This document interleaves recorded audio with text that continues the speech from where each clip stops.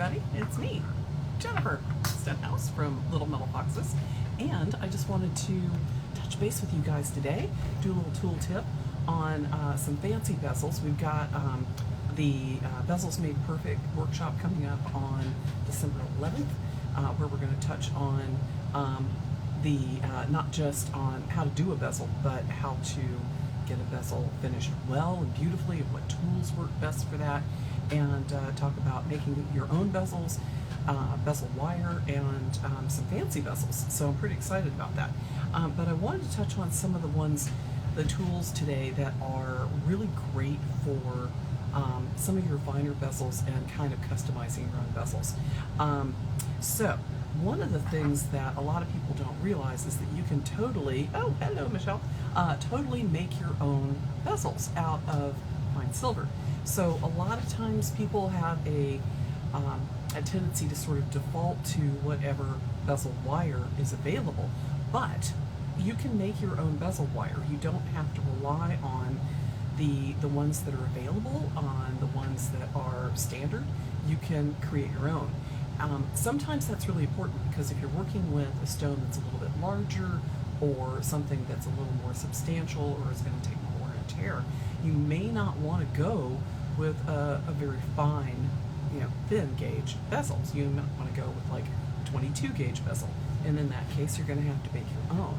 So what you can do is use fine silver wire or sheet to create your own bezels. And it's really great to just be able to take some fine silver sheet and cut it to the width that you need for your bezel. Just like you would if you were making a band ring or anything else, then you can make your bezels the height that you need them to be and the gauge that you need them to be, rather than relying on that everyday, buy it by the foot or the ounce out of Rio or someplace like that. So what I recommend is that. And if you have a rolling mill, the rolling mill can pay for itself just by you having it around for recycling your scrap metal and doing things like patterns and making things sort of thinner, rolling down some gauge. What I like to do and what I recommend for some of my intro classes and some of the basic bezel classes is create your own bezel using silver rounds or bars like this. So this is like the most economic way to get your bezels. You can go to a lot of the coin pawn shop places or coin stamp places and buy rounds or bars like this in an ounce or a half ounce, and half ounce are adorable. They're like teeny tiny little bars. But they're usually going to sell it to you at close to the market price. Yeah, and sometimes you can, Michelle usually will roll down some wire to 10 or 12 gauge, or that's 10 or 12 gauge to a thinner gauge, and that works great. One of the reasons I really like this is it's kind of the most economical way to make your own bezel. So if you've got, an ounce like this, you can mill it down to whatever gauge you want, and it gives you a nice fat strip like that. So a lot of times I'll roll mine down to about 22 or 24 gauge when I need a little bit beefier bezel. So this is one great way that you can do that. And I like using the bars for that because it gives you a nice straight strip. And I usually get about a couple of feet when I roll down a bar. So that works pretty well. The other cool thing is you can actually use things like pattern shears to actually cut like a deckled edge. The shears that you would use for like scrapbooking, you can cut like a fancy edge on that. Or if you have a guillotine shear or just some good straight shears, you can usually cut a nice little bezel that way.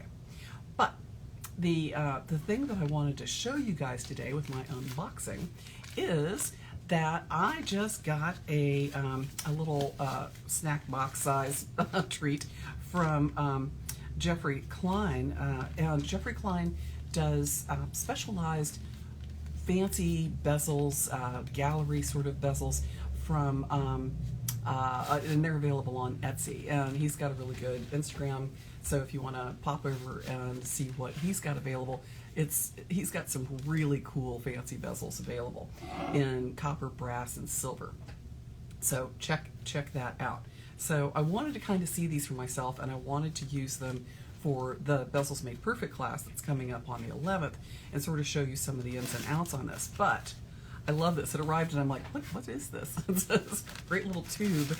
And inside the tube there is a produce newspaper, and inside of that is wrapped, inside that is wrapped all of my little bezels. So, so I got quite a nice little assortment. Occasionally he'll have a little sale going on, which is what inspired me to go over there.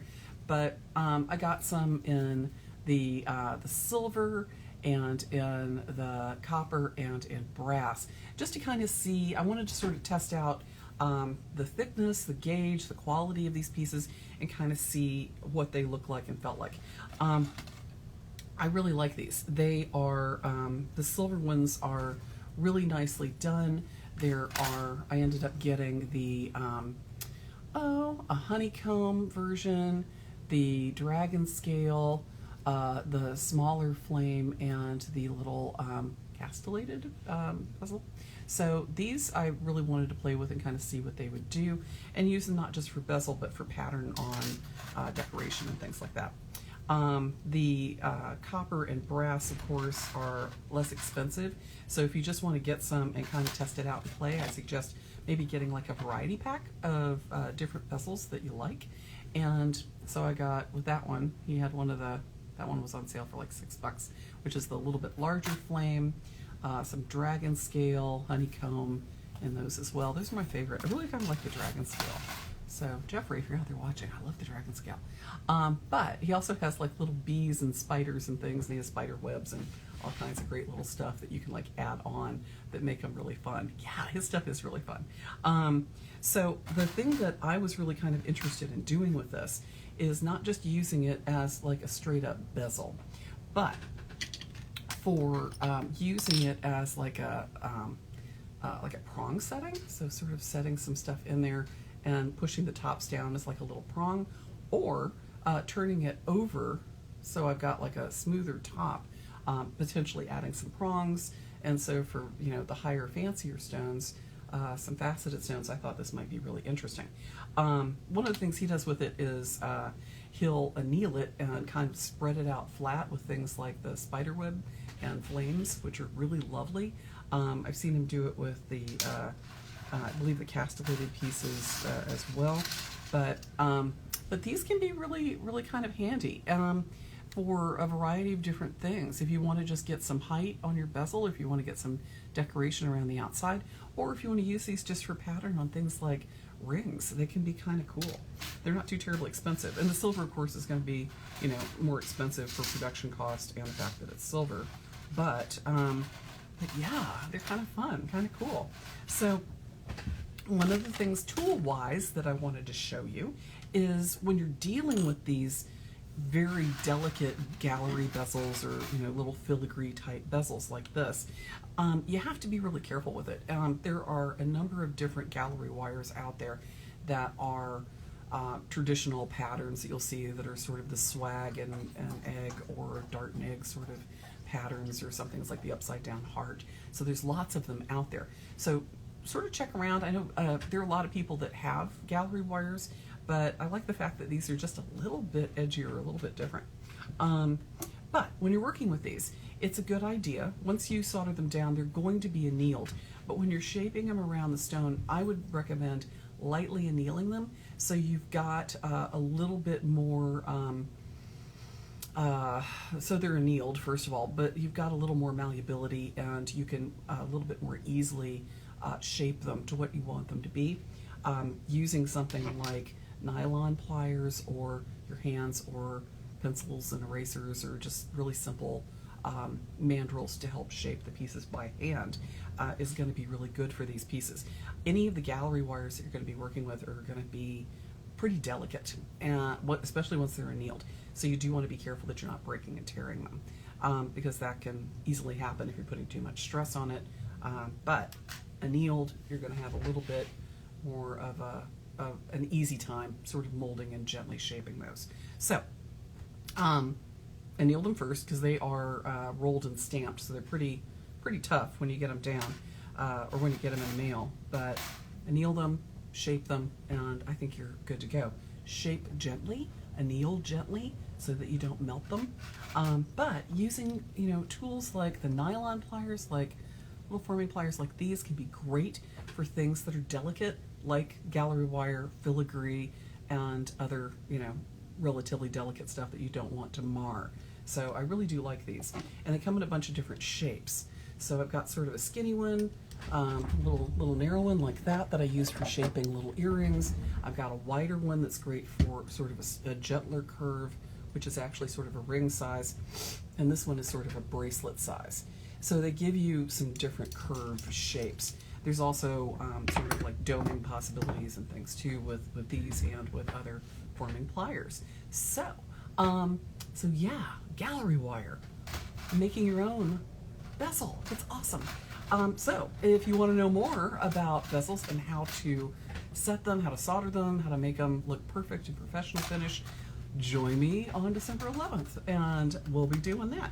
Also, on December 11th, Julie's going to be doing the spinner class. So she's going to be doing spinner rings for the holiday and get you something fun out there.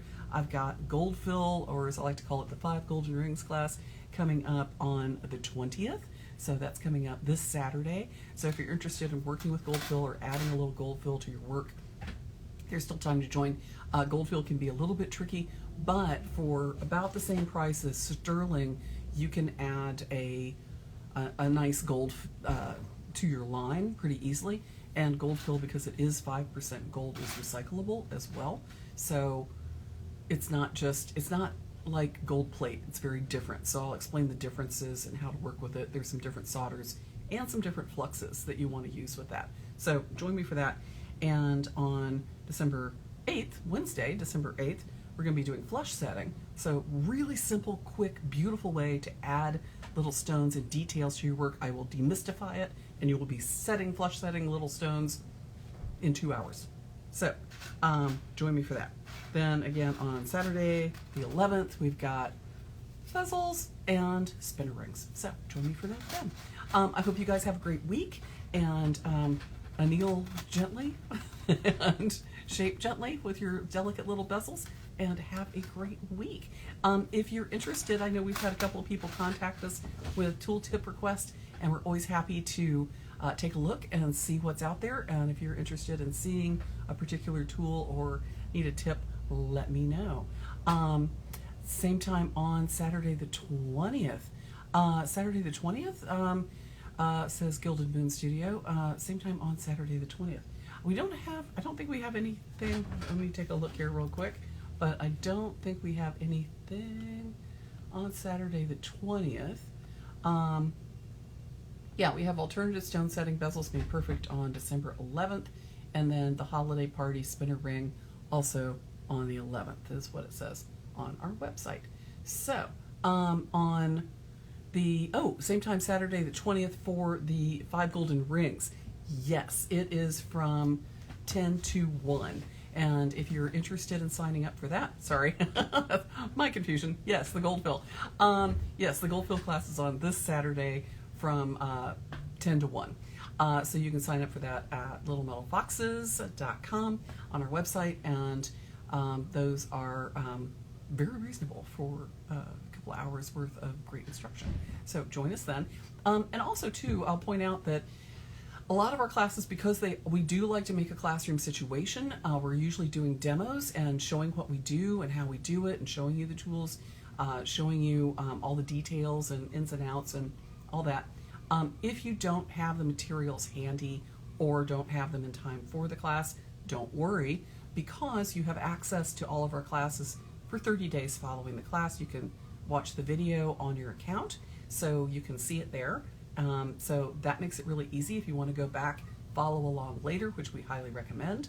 And that way, if you don't have all your materials and supplies day of class, you can do it afterwards, because we're doing mostly demos and things in class. Some people like to follow along, some people like to just take notes or have a glass of wine or eat lunch so while they're in class. So that's fine too. So whatever you want to do, join us.